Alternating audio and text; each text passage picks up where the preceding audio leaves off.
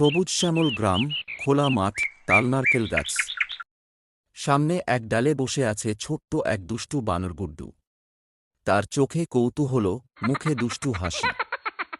গুড্ডু এক গাছে বসে আছে, পাশে এক কাক কিচিরমিচির করে বলছে, চাষি কাকার গাছে ১০০টা পাকা কলা। গুড্ডুর চোখ বড় বড়, সে খুব খুশি। গুড্ডু কলার গাছের দিকে ধীরে ধীরে এগোচ্ছে। তোলায় ভরা।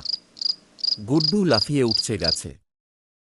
গুড্ডু কলা ছিঁড়তে যাচ্ছে, এমন সময় এক ছোট্ট চড়ুই পাখি এসে ডেকে উঠছে, ট্যাঁ ট্যাঁ। গুড্ডু থেমে গেছে, হাতে পাকা কলা, চোখে বিস্ময়। দিনের বেলা গুড্ডু চাষি কাকার সামনে দাঁড়িয়ে আছে।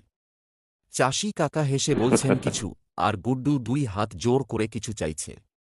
পেছনে কলার গাছ, কাঁধে ছোট জলের কলসি নিয়ে গাছে পানি দিচ্ছে, গরুকে খাওয়াচ্ছে, আর ক্ষেতের মধ্যে কিছু তুলছে। পাশে চাষি কাকা খুশি হয়ে দেখছেন। সন্ধ্যের আলো, গুড্ডু এক ডালে বসে হাসিমুখে বড় একটা পাকা কলা খাচ্ছে, তার চোখে আনন্দ। পেছনে সূর্য অস্ত যাচ্ছে। গুড্ডু এত পরিশ্রম করার পরেও তাকে কেউ লাইক বা সাবস্ক্রাইব করেনি।